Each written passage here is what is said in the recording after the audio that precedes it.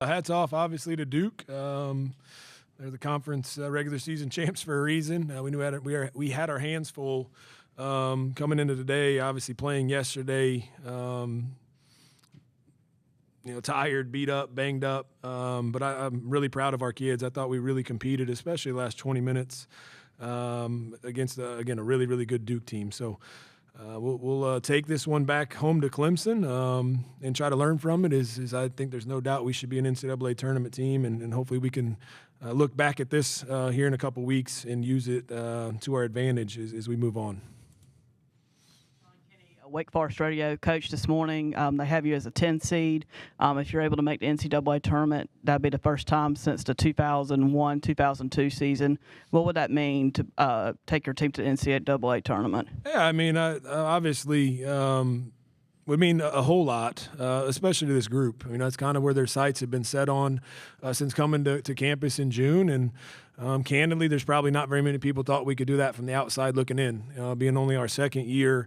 I know we're building something special, but we have a really good group of kids in that locker room that have fought for our university, for our program, and I feel like there's no doubt they've put themselves there. And here, I guess, a week from Sunday, hopefully we do a lot of celebrating, right? When you get your name called, there's no better feeling, and then we'll get right back to work. So super proud of them. And with that said, we got more story to write. That's kind of what we talked about in the locker room. We've had a really, really good year, and there's still a lot more left out on the table. So, again, excited for that and for them.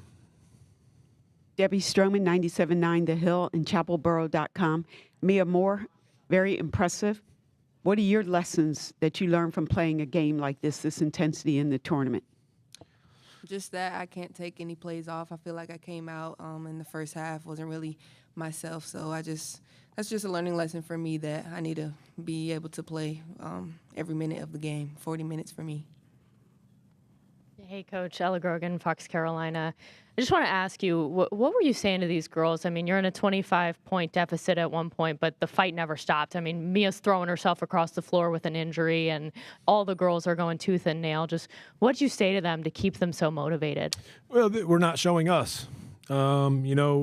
I did not think we showed us in the first half, and some of it's not even execution, candidly. I didn't think we had great body language. I didn't think we had good togetherness, and that's what's made this team so special is they fought for each other, with each other, through it all, right? Through injury, through good, through bad, and my motivation to them was like, let's not let the world think that's us, right? Because it isn't. And I thought that, you have little small games. Can we get it to 18? Can you get it to 12? And but ultimately it was just let's compete, right? Let's show the world who we really are and let the basketball fall where it may.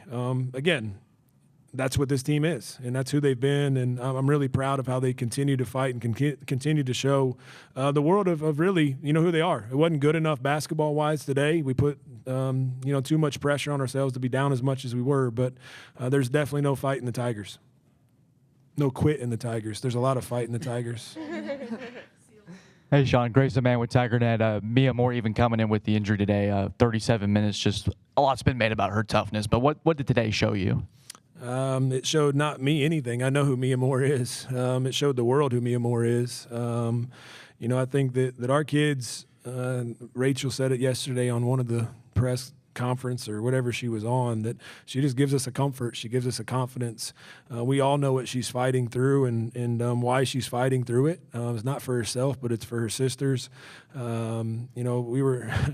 were lucky she got in foul trouble yesterday in the first half. Didn't feel lucky yesterday when it happened, but limited minutes yesterday, and for us to get a win allowed her to have a little bit more flexibility for today.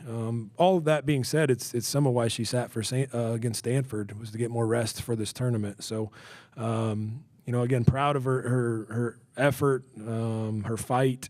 But it didn't teach me anything or show me anything because I already know who she is. That's why I love her, and I know she loves all of us too. Alan Cole with the State newspaper. For the players, either of you can take this. Did you feel anything different today than when you faced Duke 12 days ago, just in terms of what they were doing or maybe some of the things that caused you guys to struggle, especially in that first half? I think it's just a little different. We were on our home court.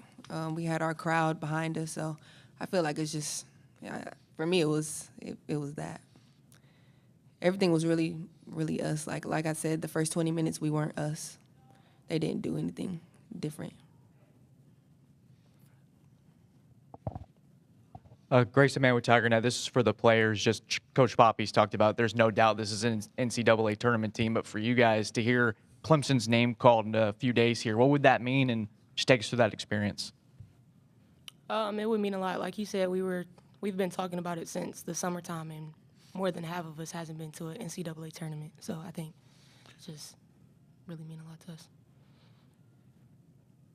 Mia?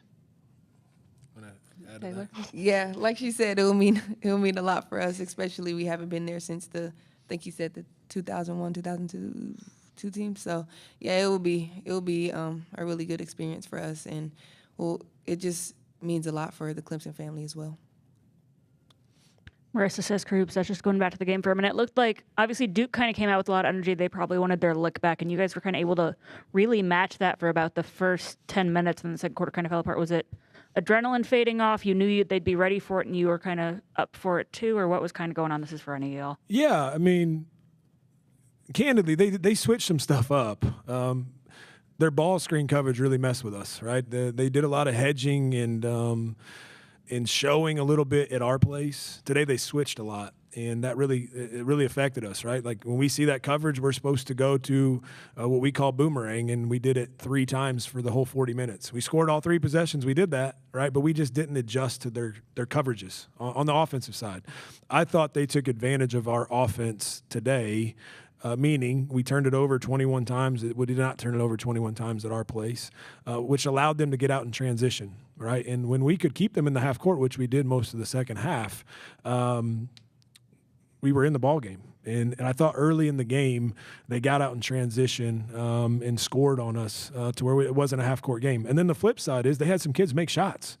Mayer makes 3 threes there early in the game. Toby hits a couple, and that was all 5 of them, right? And so, like, that was that stretch that extended it to 20 or whatever it was.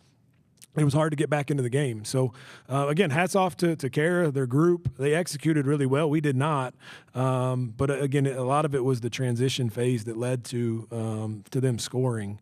I felt like maybe the film will tell me something different. I thought we competed early on, and we did. Right? We talked about they've had a lot of first big punches. They did at our place. We were down 22-8, if anyone remembers, their beginning of the second quarter. When their punch today, it was still a 4-point game.